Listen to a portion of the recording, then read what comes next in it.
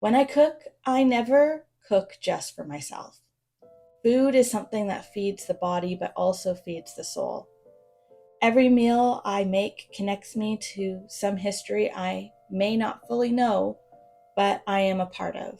Cooking is an interesting kind of magic, where you have a recipe and at times intuition to listen and follow. Most of my cooking goes this way. I pull out my family's recipes, skim the pages, and go from there.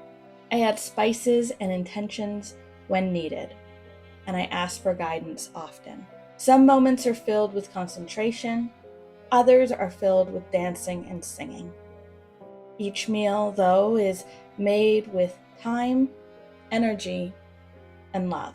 When it comes to eating, I ask my ancestors to join me by saying, "As I feed myself, I feed my ancestors. I am connected, I am guided, I am loved, I am grateful."